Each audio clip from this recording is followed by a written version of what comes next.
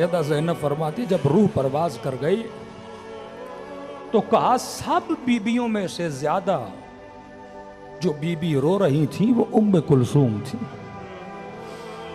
इतनी तड़पी, इतना रोई, इतना बिलबिलाई कि बीबी ज़ैनब ने कहा उम्मे कुलसूम क्या कर रही हो, हम बड़े हैं, हमने बच्चों को हौसला देना है, अगर आप ही हौसला नहीं रखेंगी तो बच्चे क्या करेंगे। उम्मे कुलसूम इतना रो क्यों रही हो।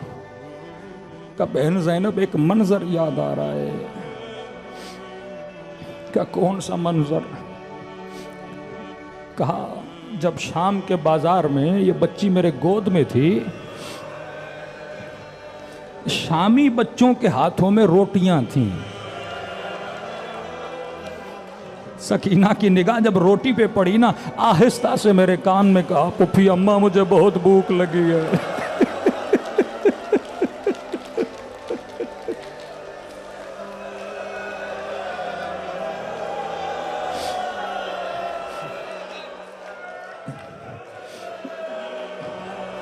का ज़ैनब मैं रो रही हूं, मैं सकीना को रोटी भी न दे सकी। इसी तरह बाबा के पास चली गई। कितनी अहमियत है दीन खुदा की जिस पे हुसैन सकीना को कुर्बान कर रहे हैं। बस